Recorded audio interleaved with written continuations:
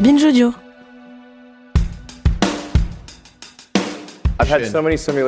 J'ai eu tellement de conversations sur la simulation, c'est dingue. Je pense qu'il y a une chance sur plusieurs milliards pour que nous soyons dans la réalité. Cette archive, elle date de 2016, il y a 10 ans donc. Et l'homme qui parle, qui pense que nous vivons quasi assurément dans une simulation un peu à la Matrix, c'est Elon Musk. À l'époque, il était encore perçu comme un fantasque homme d'affaires aux intuitions parfois brillantes. 10 ans plus tard, Musk est allé frayer très près du pouvoir américain et est devenu l'une des voix les plus audibles de la fascisation galopante de l'Occident. Mais pense-t-il toujours que nous vivons potentiellement dans une simulation ?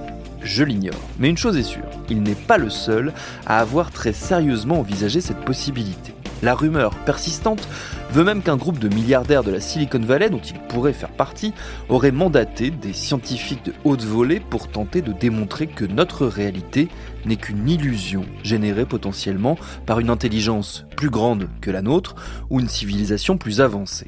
C'est ce qu'on appelle l'hypothèse de la simulation, une théorie qui peut paraître délirante, mais qui en réalité peut être aussi une porte d'entrée vers une réflexion plus générale sur notre perception du monde, sur notre conscience et sur la part que nous laissons dans nos vies à l'inexplicable. C'est ce dont on va parler dans cet épisode. Je suis Thomas Rozek et vous écoutez Programme B. Je suppose que pour l'instant tu te sens un peu comme Alice, tombée dans le terrier du lapin blanc.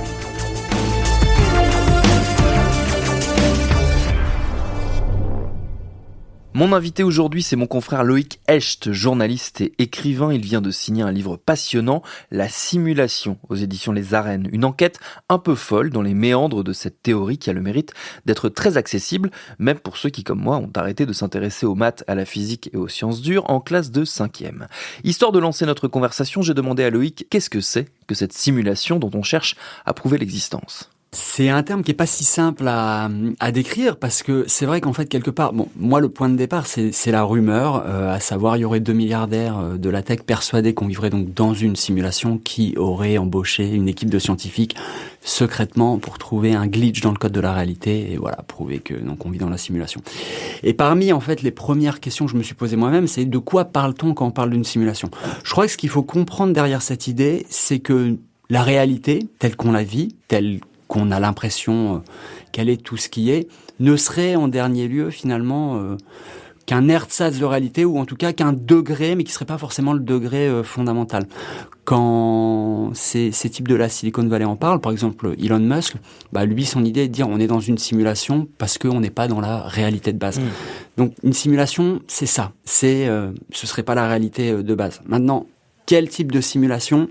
Là, tout le monde n'est pas d'accord et parle pas de la même chose. Oui, ça ouvre un peu un gouffre vertigineux cette question. Alors, il y a déjà dans ce point de départ, il y a forcément tout un imaginaire qui intervient et qui est celui que tu mobilises d'ailleurs au début du livre, qui est plutôt celui de la science-fiction.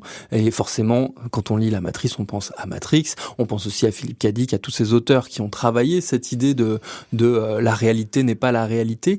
Comment est-ce que déjà on évite cet écueil de tomber tout de suite dans le fantastique, le fantasmagorique ? Du coup, c'est là qu'on en arrive finalement à ce que serait une espèce de première définition de la simulation et pourquoi un peu le sujet y tiendrait la route.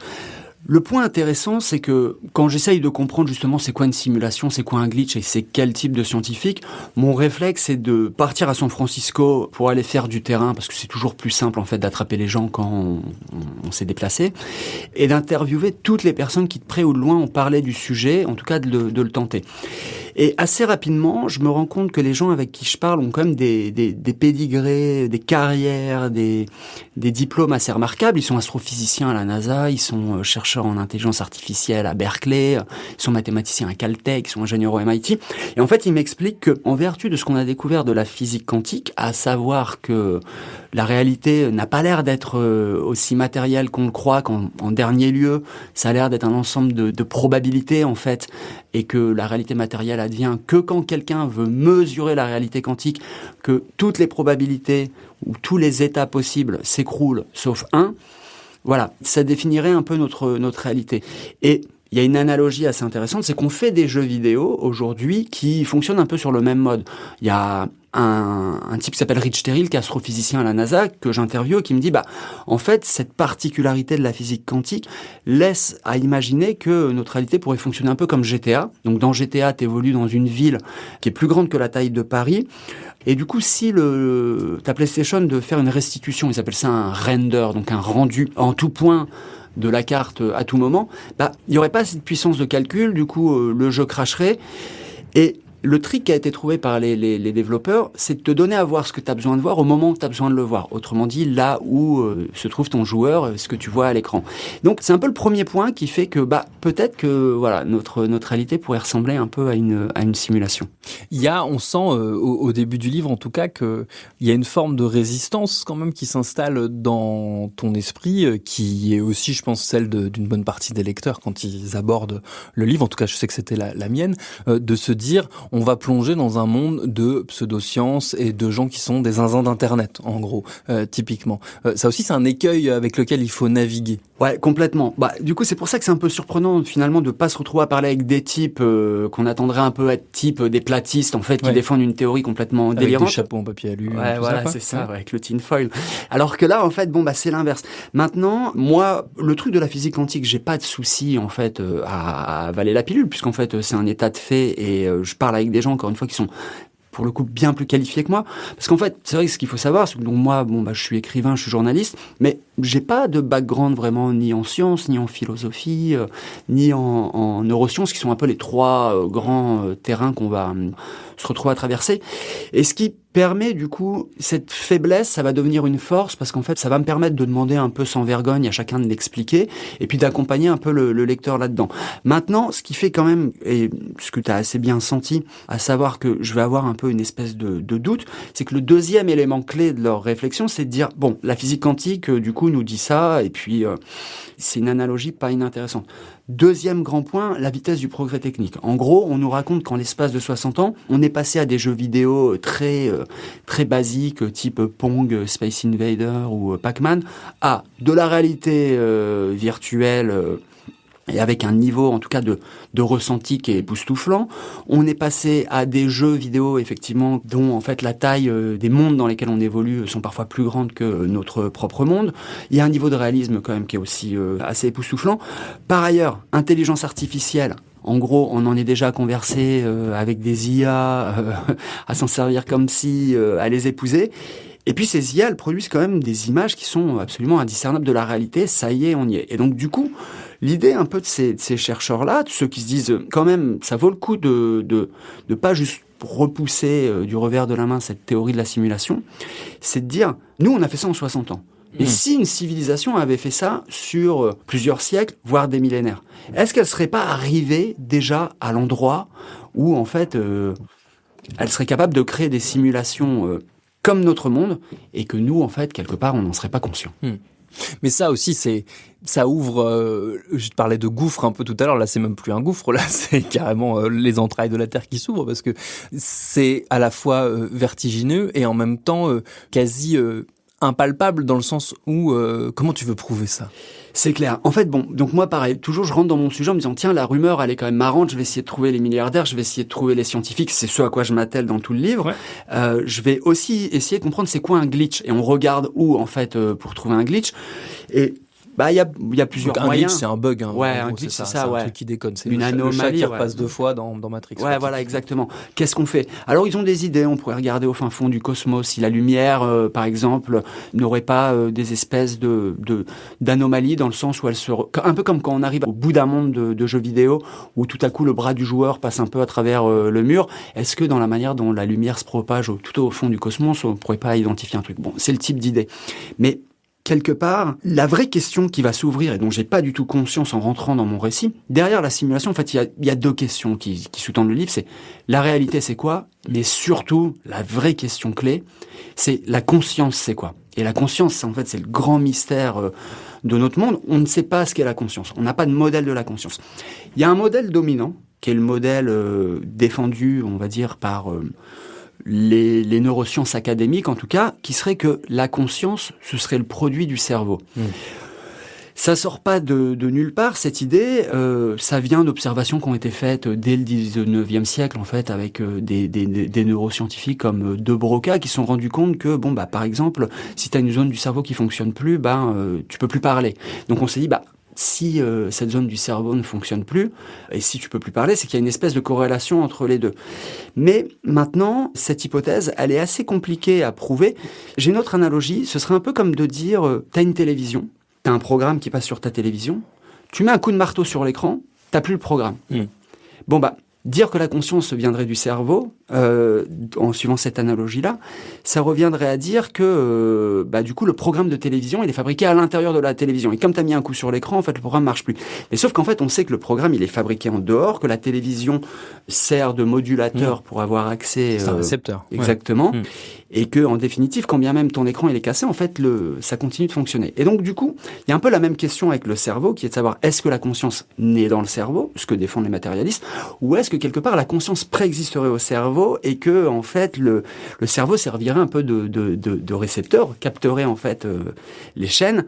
Et voilà, ces deux théories, elles s'opposent. Et du coup, les chercheurs, les scientifiques dont on parlait depuis le début, ceux qui disent la physique quantique nous dit ça, la vitesse du progrès technique, leur troisième hypothèse, qui pour eux enfonce un peu le clou, c'est de dire si cette civilisation dans le futur, elle a compris comment fonctionne la conscience, qu'elle a été capable non seulement donc de la comprendre, de la reproduire, peut-être de l'implémenter sur d'autres substrats, aller au hasard, un bout de viande qui produit de l'électricité comme un cerveau, ou une puce en silicium, ou des technologies qu'on n'aurait pas encore inventées, qui nous dit pas que du coup, ils font des simulations où les joueurs, ou plutôt les habitants de ces simulations, ont l'impression d'être conscients, un peu comme dans Matrix, mais qu'en fait c'est une pure illusion. Et dans cette logique-là, s'ils avaient raison, ça voudrait dire qu'en fait on serait les Sims dans la simulation, d'un post-ado 3000 ans dans le futur, ou d'une intelligence artificielle, ou d'un extraterrestre.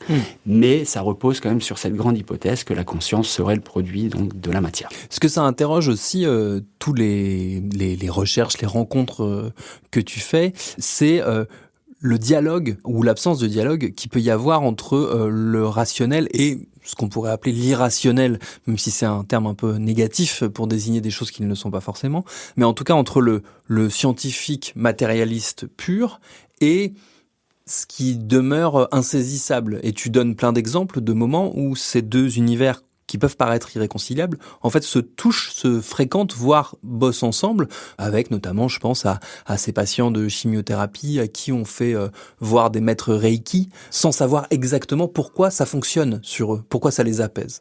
Ouais, complètement. Ouais, c'est vrai, on pourrait le reformuler, ce que tu dis, en se disant où sont les points où, quelque part, le visible dialogue avec l'invisible, en fait. Et c'est vrai que ça a été moi, toujours dans ma logique, je suis un peu en mode Tintin qui va à la rencontre des gens qui, en fait, parlent effectivement de ces sujets-là. Et à un moment donné, je vais rencontrer un physicien qui s'appelle Tom Campbell, qui lui dit, c'est vrai qu'en vertu de ce qu'on a découvert de la physique quantique, l'idée que la réalité soit une espèce de simulation, comprendre par ici que ce qu'on voit de la réalité, ce qu'on croit qu'elle est, n'est pas exactement ce qu'elle est et qu'il y ait un degré un peu supérieur, tient la route. Lui, il m'a plu parce qu'en fait, contrairement aux autres, il a vraiment imaginé une série d'expériences de physique quantique pour démontrer son truc. Parce qu'il dit, en fait, en vrai, si je veux prouver cette idée de simulation, il faut absolument que j'en passe par l'arène des sciences avec des expériences qui soient mesurables, objectives et reproductibles.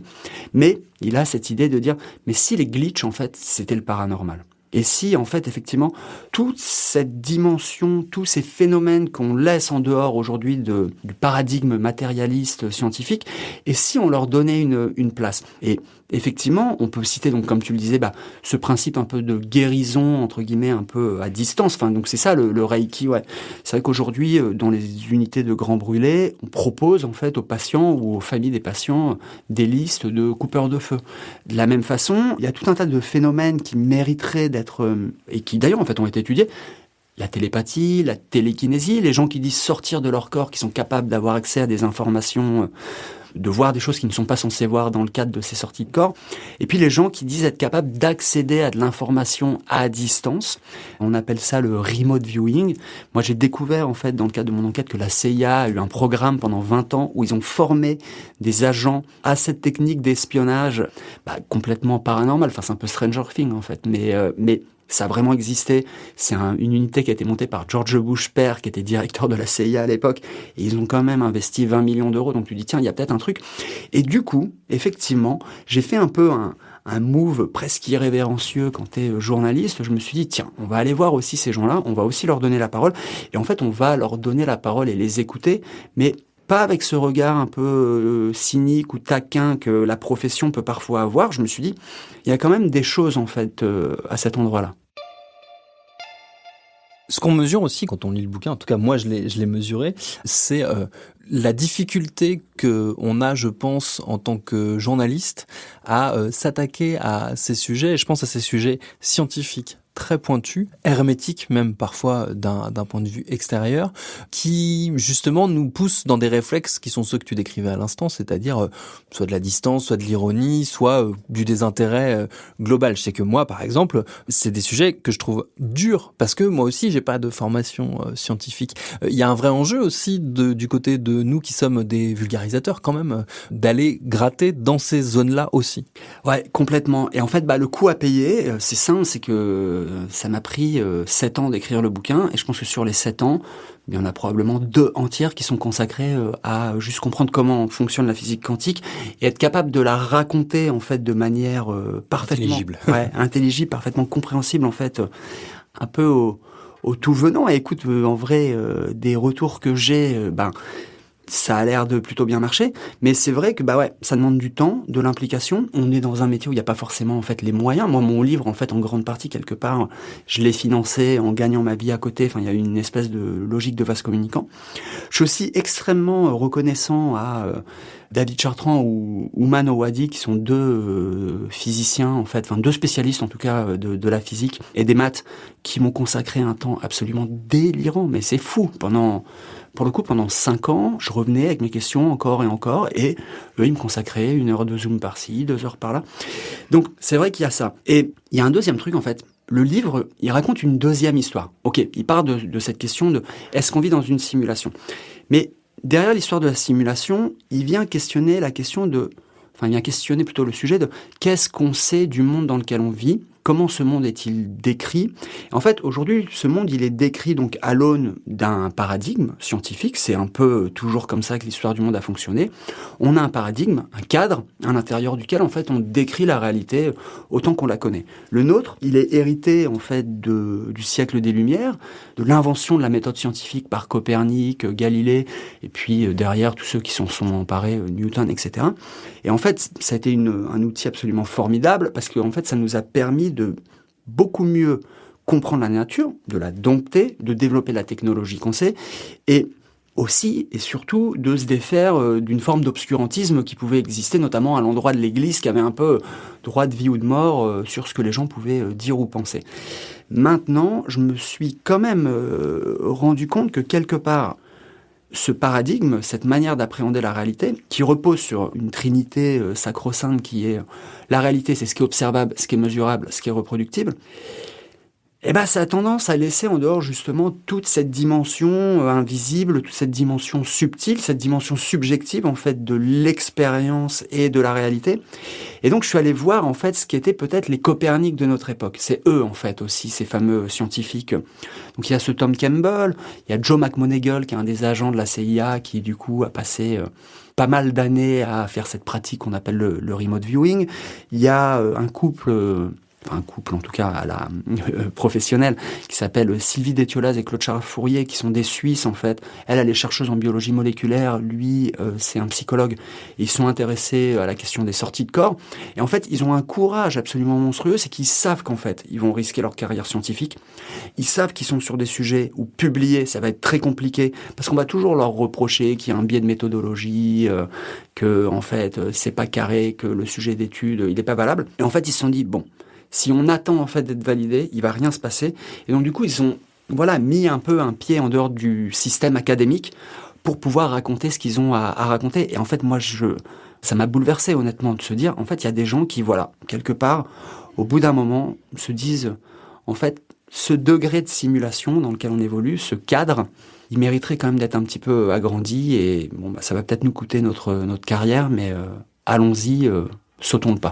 Il y a une dimension aussi, on l'a dit, philosophique dans cette approche et dans cette vision de la réalité, ou en tout cas de ce questionnement autour de la réalité.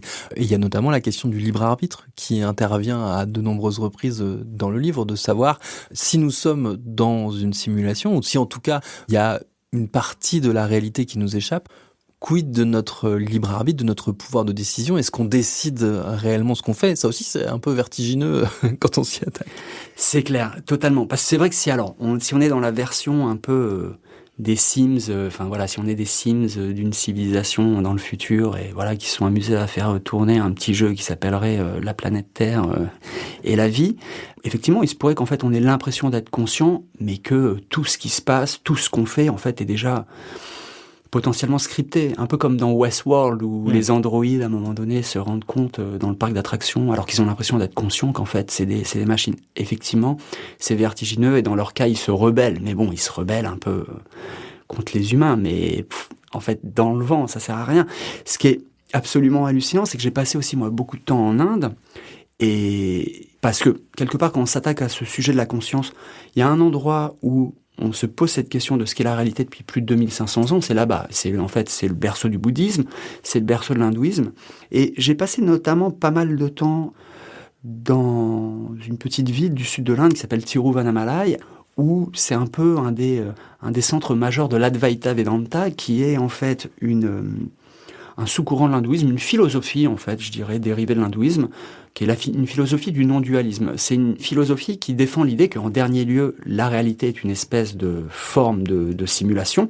Autrement dit, on en revient toujours au même truc. On a l'impression que la réalité est ce qu'elle est, alors qu'elle est voilée par notamment en fait le fait qu'on serait beaucoup trop identifié à qui on est, et que en définitive on viendrait tous d'une espèce de grand système de conscience, on serait juste une petite unité d'une méta-entité consciente, mais qui serait devenue tellement complexe que les petites unités auraient oublié en fait d'où elles viennent. Et il y a un truc assez hallucinant, c'est que cette philosophie-là défend l'idée qu'en dernier lieu il n'y a pas de libre arbitre, mais il y a une nuance, moi, qui m'a bien plu, mais qui est, mais en attendant de l'avoir réalisé, autrement dit, en attendant d'avoir atteint quasiment l'éveil et la libération, utilisez votre libre arbitre. Et utilisez votre libre arbitre pour faire le bien, en fait, pour faire en sorte que, quand bien même c'est une simulation, la première simulation, en fait, elle est individuelle. C'est l'histoire qu'on écrit de soi-même, c'est ce qu'on se raconte sur qui on est, c'est comment on va peut-être justifier d'écraser l'autre, de s'enrichir, de mener des guerres, etc. Et en faisant cette espèce de travail un peu rétro-inversé, de se poser la question, bon, c'est quoi le monde? Et moi, je suis quoi là-dedans? On peut arriver, en fait, tout à coup, à effectivement se dire que le monde, c'est quand même un truc qui est interconnecté, et que, quelque part, il marche mieux quand on a tendance à céder les uns les autres plutôt qu'à vouloir s'écraser les uns les autres. Et donc du coup, je vais même un peu plus loin que ta question, mais en fait, libre arbitre ou pas, et simulation ou pas, c'est pas si grave. Parce qu'en fait, en attendant, on est là, on a l'impression d'être conscient, on a l'impression d'être vivant, et plutôt que de commencer à se dire c'est absolument terrible, en fait, peut-être que j'existe pas, etc. En attendant, à l'endroit où on a l'impression d'exister, on peut en fait cultiver une manière d'être au monde, d'habiter ce monde, qui va faire qu'en fait, non seulement on va mieux le vivre, mais on va permettre aux gens autour de nous de mieux le vivre aussi. Donc bon, voilà, c'est un peu spirituel comme approche, mais... Justement, c'est la question que j'allais te poser, c'est ce que ça interroge aussi, parce que on peut s'attendre à que ce soit une plongée dans la tech, dans la technicité, justement, le côté très informatique au sens le plus ancien du terme, j'ai envie de dire, surtout que ça mobilise tout cet imaginaire-là, on a dit Matrix et compagnie. En réalité, cette question de la simulation et toutes les questions qu'il y a autour, qu'on a évoquées brièvement, elles ouvrent aussi la porte de la place de la spiritualité dans notre existence à nous, qui justement est faite de beaucoup de techniques et beaucoup de sciences, beaucoup de rationalité, on parlait de rationnel, irrationnel tout à l'heure, et qui du coup a laissé peu de place finalement à cette spiritualité, autre que la pratique radicale de la religion, la pratique très messianique, christique, à laquelle on assiste un peu partout sur la planète. La place d'une spiritualité un peu plus volatile, on va dire, elle est encore à refaire. Il y a peut-être en fait un truc en fait assez intéressant à se dire que des intuitions en fait qu'on justement traverser des grands systèmes et spirituels, donc comme le bouddhisme et l'hindouisme, mais aussi des grands systèmes philosophiques comme, tu vois, je pense à Platon qui, il y a 2500 ans, quelque part, est le premier, en tout cas, enfin, on va dire un des premiers, à se poser la question de est-ce que le monde tel qu'on le perçoit, ce qu'il appelle le monde sensible, nous on appellerait le monde matériel, est vraiment ce qui existe. Et lui, il émet un peu la même hypothèse, il se dit, non, en vrai, pour Platon, il y a aussi un monde des idées qui est une espèce de monde, invisible justement, presque irrationnel, qui pour lui semble être non seulement envisageable, mais bon, il a l'air d'y croire énormément. Et le fond de se poser la question de savoir qu'est-ce qu'est la réalité, c'est vraiment, enfin pour moi, ça a été ça en fait, ça a été une espèce de voie d'accès à me dire, mais tiens, est-ce que plutôt que d'avaler juste ce qu'on me dit, autrement dit, la réalité c'est ça, le paradigme scientifique c'est ça, on n'aurait pas tout intérêt en fait à un petit peu plus peut-être, d'une part, être dans le questionnement, enfin faire en fait ce qu'on attend déjà nous en tant que journalistes, mais qu'on fait pas forcément parce que on vit nous-mêmes dans des cadres. En fait, le premier niveau de simulation, c'est vraiment les cadres qu'on se met dans nos vies. Et donc en fait, il y a des cadres à tous les endroits. Il y a des cadres avec comment on a l'impression qu'on doit se comporter avec sa famille, comment on doit être professionnellement, comment quelque part ce que la société nous a raconté de ce que la réalité est censée être. Donc là, en l'occurrence, voilà le paradigme matérialiste. Donc voilà, mon histoire, c'est une invitation justement à aller un petit peu au-delà, à ce que chacun puisse creuser ses intuitions et surtout de se dire, mais tiens, c'est quand même étonnant que ces traditions, il y a 2500 ans, semblent dire, en définitive, ce que nous dit aussi la physique quantique, puisque la physique quantique, elle dit que, contrairement à ce qu'on a cru pendant au moins 4 siècles, la réalité, elle n'est pas déterminée. La réalité a l'air d'exister vraiment à l'aune d'une subjectivité qui, en fait, à un moment donné, veut y accéder. Pour le dire avec des mots moins compliqués, ça pose vraiment la question de savoir est-ce que la Lune existe si personne ne la regarde, pour reprendre la phrase d'Einstein. Donc c'est ça, l'idée, c'est vraiment il y a une porte, en fait, sur la couverture du bouquin, avec un petit bonhomme qui est au seuil. Et en fait, c'est ça l'invitation, c'est qu'en fait, chacun se pose la question de quel est son seuil perso, quel est le seuil de ce qu'il pense être la réalité. Et le livre, c'est une invitation à passer de l'autre côté. Merci à Loïc Hecht pour ses réponses. Son livre La Simulation, il est dispo, on l'a dit, aux éditions Les Arènes. Programme B, c'est un podcast de Binge Audio préparé par Charlotte Bex et réalisé par Jude Rigaud. Tous nos épisodes, les anciens comme les nouveaux, sont à retrouver sur toutes vos applis de podcast préférées. Cherchez-nous sur Internet si vous voulez nous parler et à très vite pour un nouvel épisode.